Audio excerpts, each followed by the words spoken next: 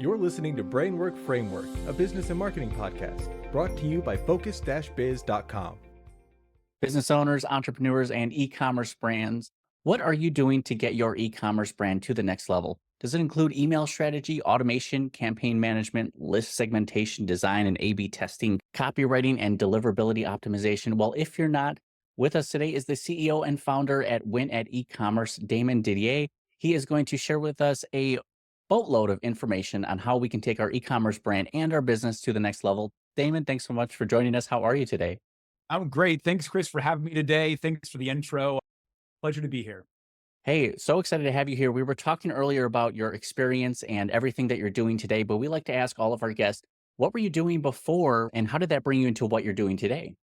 Yeah, great question. So my whole journey has been on the client side. I started my career off in retail and physical retail as a general manager and sales manager in a retail environment all over the Southeast. I was like Mr. Fix-It.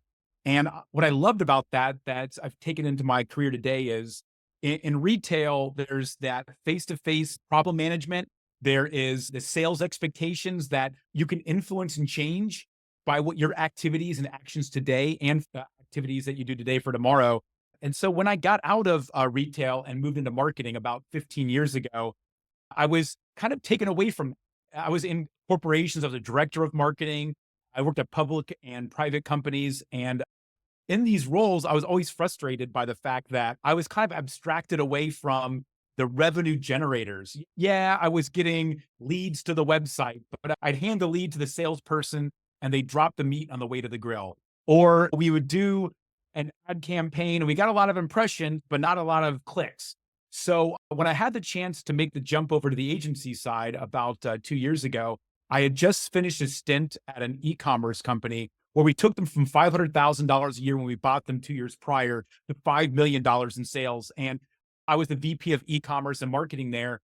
And we did a bunch of different things to get there. And email marketing was a big part of it. So when I jumped over to the agency side, my opportunity was to take all my learnings of working with other agencies, but also have that insight and knowledge about the needs of a client, margins, and, labor constraints and all that, and really fill a gap that I felt like all those other agencies had. And today, Win at E-commerce is a Klaviyo Master Platinum partner.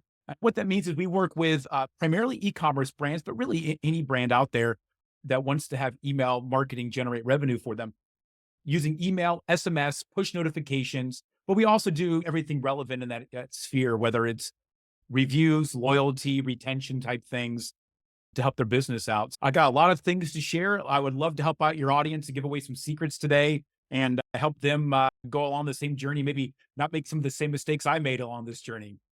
I love that. And I love the past results that you've gotten. 10Xing, a company that was already at 500,000 into 5 million. That's incredible. And you've seen what agencies work looks like, how they're Yeah. effective and how they're non-effective sometimes. You seem to have made a name for yourself and you understand the buyer's journey. You understand buyer's behavior and how email marketing can just be a vehicle to communicate with people. Why are so many businesses sleeping on email marketing? What are they doing wrong? And what should they be doing instead? Great. So I think first off, a lot of us have a preconceived notion about email, probably because we're talking right now to business owners, entrepreneurs who are getting inundated with a bunch of really, excuse my French, sucky emails. Like emails suck. And I understand that. And they suck because they're auto-generated most likely. They miss their target. They are not what you need. You're busy and they start flooding your inbox and it makes you angry. But I think what's important is that you are not your customer. And although you may not like it, there is a very good possibility that your prospect, your client, your future client is perfectly fine with it. And I've got the results to show that they do. In fact, I think this is the golden age of email. A lot of people are like, well, AI this and spam tools that. I get it. But for those people that get email and get SMS and get this messaging type marketing, you can really, really win and succeed. And maybe my first takeaway that I can give to everybody out there, that I recommend that you do immediately, is put a pop-up form on your website. If you don't have one, you've stopped because of whatever reason. Maybe email killed your grandmother. I get it. Like you've got this bias against email that you hate it. I don't care. put a pop-up on your website, make it a meaningful offer. Something, in the e-commerce world, we offer a first purchase discount. That's like the go-to. And I know nobody likes to give away margin. I got it. But you're just trying to get somebody to exchange personal information, the email, in exchange for something of value. And you've got to give them value back. And that could be a PDF, it could be whatever, it could be personal time with you. I don't care. I don't know what it is for you, but you've got to do it. The other like deeper secret would be on this pop-up is don't always tell them what the discount is. A lot of e-commerce brands in particular will say, sign up now for a 15% discount on your first purchase.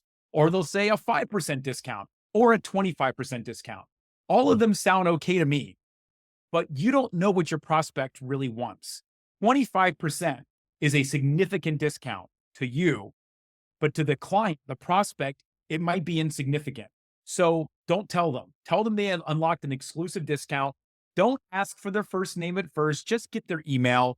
Then when they click submit, tell them check your email to get your discount. And the idea behind that is we don't want to give them the discount code in the box. We need them to go to their email, open it, and then engage with the email and hopefully even click the email, because that's telling Gmail, Yahoo, and all that, this is a trusted sender. I'm engaging with their emails. Life is good. And then on that first email, don't write out an entire treatise about your opinion on life and why you started the company, your background. Nobody cares at this point. Just give them the offer above the fold in a picture and give them what they wanted. If it's a download, have a picture of it and say, click here right now to download. If it's a discount, here's your code. Click here to apply the code to your first purchase. Just make it super stupid simple to get them from there back to the website. You've already inconvenienced them by going there. Make it simple to go back and so they can continue their journey. And like right there, just starting that, I believe you'll start seeing some dividends. And here's the big picture why is email, like you said, Chris, is a vehicle. It's first party data. And in this world of third party cookies like Google pay-per-click, TikTok, Meta, the first party cookie is the most important thing out there. And now that they've given you permission, you're now first party cookies that you now can use to market to them in unique ways that you're not able to do with Google, Meta, and TikTok. So there you go. I love that. This strategy really resonates with me for two main reasons. One is you're removing the friction from the initial collection of the personal information. Just grab the email. Don't ask them for a million things unless the value that they're going to receive is equal to or more than the friction that you're introducing to them. And then the second is, from studies I've seen, is that the first welcome email is the most open email of any. So in order to make sure that you retain their attention span, you don't want to put this big, long text into that first welcome email.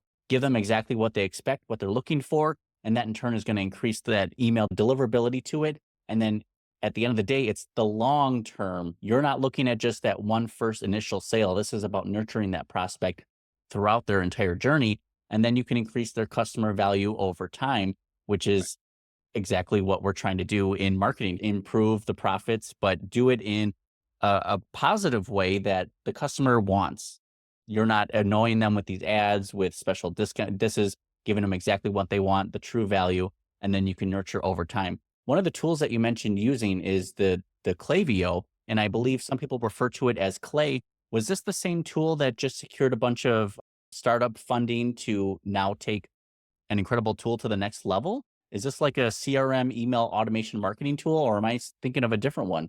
So it is an email automation tool.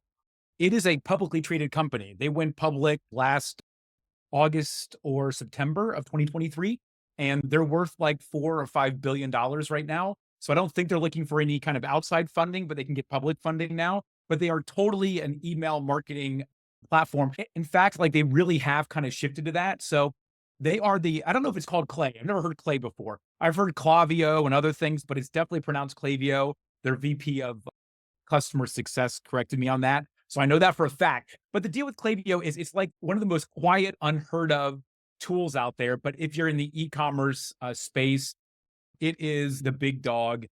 It's amazing. And what is amazing about it, because as an agency owner, I can hitch my cart to any horse I want. So I don't care. Like to me, Klaviyo versus MailChimp or Blaze or whatever, I don't care. But they have the best tools. And as a platform, I have like even software developers that we use Klaviyo as kind of our CRM. Actually, the term now is CDP, a customer data platform, where we're able to ingest information into it. So imagine, Chris, you go to an e-commerce website or even anybody's website for that matter, and while you're there, we can lead score you. So Klaviyo watches you on the website, and then you provide your email up front because you want to get a discount. And then you go to like, let's say a shoes website, and then you go first to like athletic shoes, and you bounce around to boots, and then you bounce around to sandals. Well, we can score that in Klaviyo, send a kind of a webhook back to itself. We call it win scoring off of our company name. And what we can do is now create a profile of you to say, Chris got our promo code, didn't use it, hasn't been to our site in 14 days, but he scored one standard deviation above the mean for boots. We think he wants boots. So let me send him a boots offer that he can't refuse to see if we can get him to come back, knowing that the decision cycle for a pair of shoes is probably about 2 weeks. So we might send it right after that and see if we can get you to come on back and buy the boots at that point in time. So, and it'd be more category based. So we'll send you like all the top selling boots or maybe the boots that you last looked at dynamically in the email. You're not getting sent shoes for women. You're not getting sent some other crazy content that you don't care about. You're getting what you were looking at, and when done properly, tied with an offer you can't refuse. I love that. It's personalization, but at scale, you're building this foundation and the web of understanding the customer behavior and how that can translate into sales. So now when other companies have come to you for work and you take what they have there, after you put the e-commerce sort of special sauce onto it, what are some of the results beyond that you've worked with these companies? What have you achieved for just a few of these clients that you've worked with? Yeah, so you can go to our website, winitecommerce.com, and there's a section called Success Stories that shows 6 of our clients we've worked with in the last year. So generally speaking, this is a good way to put it out there and put frame of reference behind it. So generally speaking, we increase like Klaviyo attributed revenue, if you've already had Klaviyo, about 30 to 40% above where you're at. So Klaviyo takes your total revenue from your company online and then does its own little percentage. And our average client, Klaviyo, does about 35 to 40% total of the revenue. We've got some clients that come to us at like 15%. Going from like 15% of your revenue from Klaviyo up to like 40%, a lot of that is incremental, brand new, undiscovered revenue. That's where we're at. If you go to the site that I just mentioned, you'll see how we helped out a coffee brand 10x their revenue.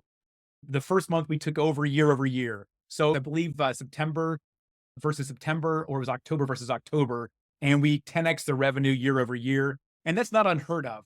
There's actually been some even crazier ones that I had the team not put on the site because I'm like, it sounds a little spammy. I don't want to be that guy. But that's not an unheard of metric for us to do when we first get in there. And the expectation is even beyond just the sales growth and all that is for this particular brand that I'm talking about, we took over in September of last year, was we're able to provide the owner insights that give him understanding as to what type of product should he be offering in the future. In fact, we even told him he was probably not charging enough. We did reviews and surveys as part of what we do too. And we surveyed all of his clients for him, his best clients. And they came back and told him that they see him as a premium brand, but he charges a value price. So that gave him the confidence to go out there and increase his prices. And lo and behold, he didn't lose any tangible amount of clients. His sales went up and his margins went up. And it's like, whoa, look at that. It's amazing. And it's just one of those like insights that we can provide when we work strategically with a client to kind of unearth those opportunities. Again, is that email? No, email is the vehicle to help drive and help give us that data that we need to make those informed decisions. I love that instance that you're actually asking the clients and the customers what they think via surveys here. I think a lot of people don't even ask their customers for feedback, unfortunately, or they're not asking the right questions. And our customers and clients and even leads and prospects are willing to be honest with us about what they think and how valuable that can be to a business owner. It's just something that people are overlooking, unfortunately.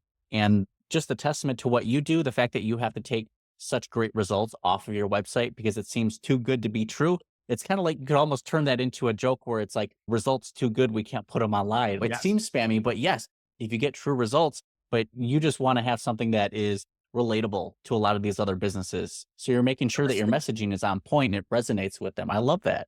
Totally. I don't want people to believe I'm going to increase your sales 6,000% because, listen, something, whatever. But at the end of the day, absolutely. Like we want to be honest. And just like we're talking about with the emails and starting it up, we want to start off with every one of our new clients in a trustful relationship and not over promising and starting off on like this bad footing. We want to be straight up and be realistic about what we can do for our clients. It gives you a little bit of wiggle room, which is nice. So when you present the results, you're like, okay, we hit these benchmarks that you were expecting. Now, when it comes to e-commerce and your experience, I know the era of COVID 4 years ago, there was a more interest and more demand within purchases online. Have you seen that demand change as far as just the shift in e-commerce overall? Are we still in that same type of demand? Is the same buying behavior being shown through people, or has there been a change and now you're just adapting to this? Oh, major change. Yeah. So it was a seismic change. I mean, just look at Meta, look at Google and all of them, all the layoffs they've done since COVID. They ramped up because they thought the COVID e-commerce would be the future. And they had to prepare for that, I think. But that obviously isn't the today. We've had a couple of clients that saw like literally what they would do in a year pre-COVID, they were able to do in a month during COVID, which is amazing and great. But, the day of reckoning comes, things go back to normal, quote unquote. And now they found themselves back to pre-COVID levels. And that's where we come in.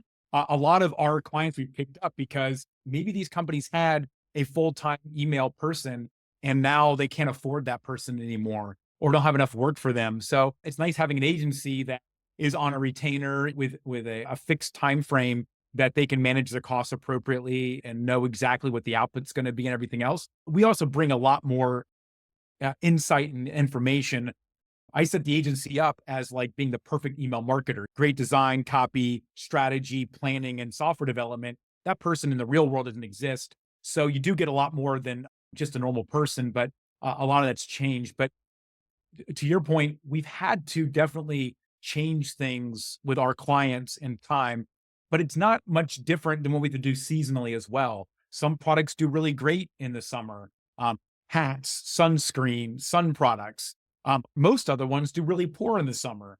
And so what we're noticing right now is a lot of our brands are having a very tough summer versus last year, mainly because in the United States, of course, the economy is not what it used to be. Inflation is just refusing to go away. And I think that a lot of people have now turned away from those ancillary items that they thought they wanted or is nice to have, but it's not a need. Look no further than like Starbucks. In last quarter, they had a very poor quarter. I think they were down 10%. And now for the first time ever, Starbucks is discounting Frappuccinos. So when Starbucks starts giving you half off a Frappuccino, something's going on. And so we've got coffee brands that we work with. So we watch these macro elements to see if it aligns with what we're seeing on the micro level of our customers. And it's all aligning. So the question is, we don't need to be Starbucks. How can we help our clients take advantage of the Starbucks faltering, for example, and grow?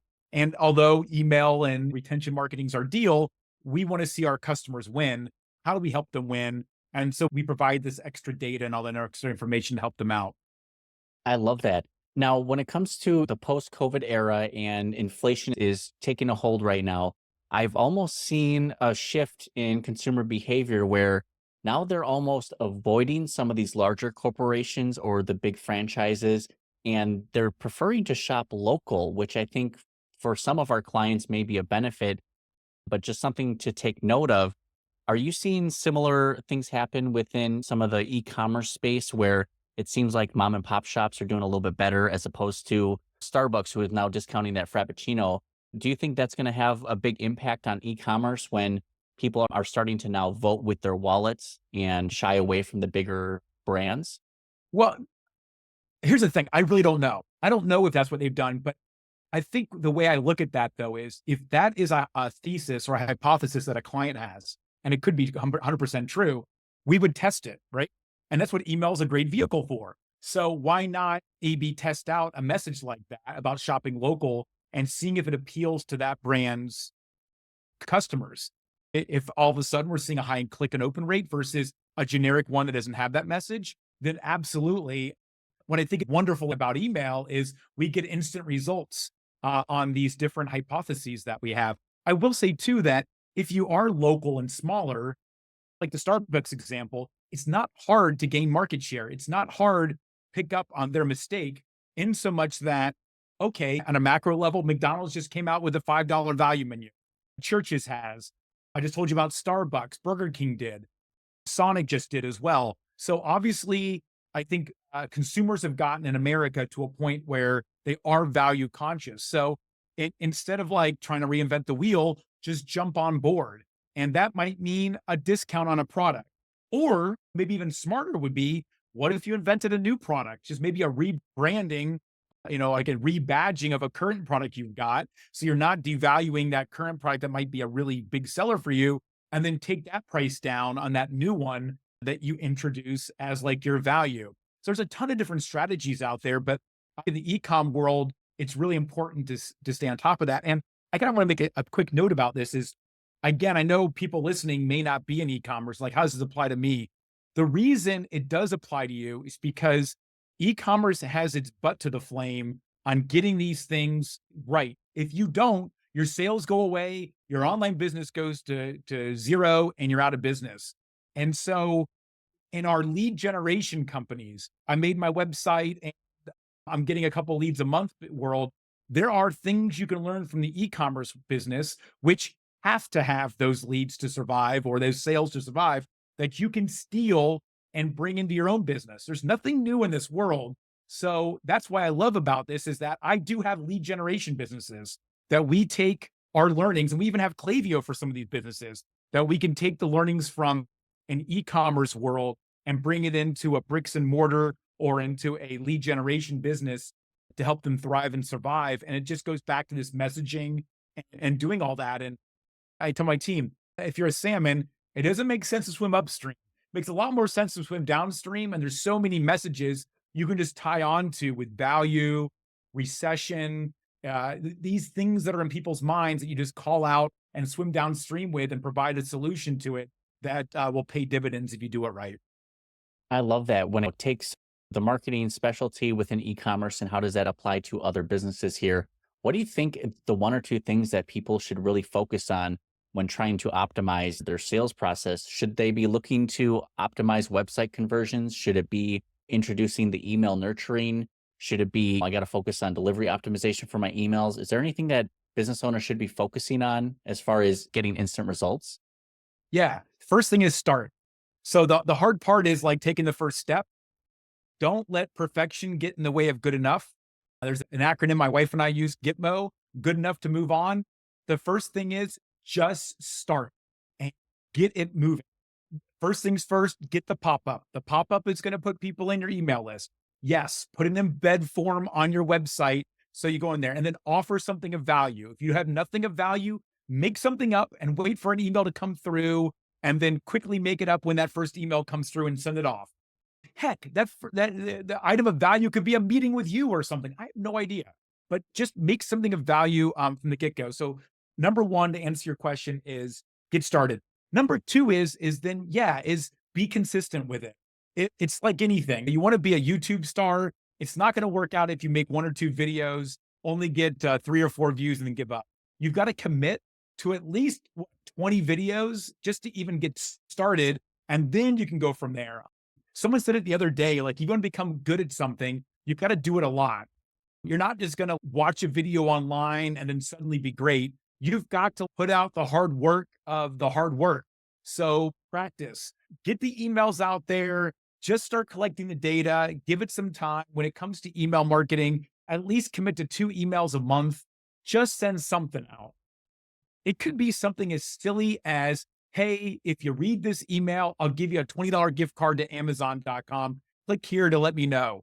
That's all you need to do. See if anybody even gives a darn about what you're writing out there. And by the way, I used to do that. Like in a previous life, at the bottom of the email, we would put these crazy deals in there, send the email out to like 40,000 people, and like 2 people would take us up on it. But at least we had 2 people. So I think like the idea was is you just don't make up the excuses. Just get started and get started now. And your entire panoply of things you can do to get your company going is you do want to get leads from your website. So at least make sure that the process to getting a lead or becoming a lead is easy.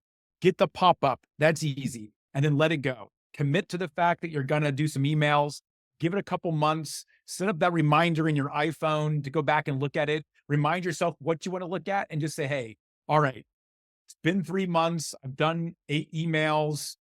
Let's look back at the numbers and what's happened. Am I happy with the juice for the squeeze? Am I not happy with my juice for the squeeze? Did I get any leads off of my website? If yes or no, okay, what do I need to do now? Is it the offer? Is it this or that? And then you can start asking those kind of deeper questions. But I mean, you got to take the first step. That's the first thing. Some great advice here, just taking action and not letting perfectionism hold you up and taking that next step, because then we're going to learn some more insight from the results or lack thereof and get some insight to make better changes, and then we act upon them. Some great advice here, Damon. Now, where can people find out more about you and get connected with you online? Yeah, totally. Great question. So I'm on LinkedIn, Facebook, all of that. Just look for Damon Didier. I'm sure it's in the liner notes, my name. But as far as my company, we're called Win at E-commerce. So Win AT e-commerce, all spelled out.com, or Win email marketing.com. Both go to the same place. If you book a call, you'll be talking to me. So I'd love to talk to you all out there. If you mention the podcast, I'm happy to do a free evaluation of what you're doing and just to chat with you. If you haven't noticed, I like to talk. So I'm happy to give you some insights for better, for worse. And I help you along with your business. I think the story of me is the story of you. We're in this together and we're all trying to make a successful living. And if I can help you, I'd love to. And maybe you can help me along the way too. Who knows? I love it. Damon, thank you so much for your time and sharing all of your insights here. Congratulations on all your past success and future success as you continue doing great things out there. Thank you so much for your time. Thanks a lot, Chris. Have a great day. You as well. Thank you.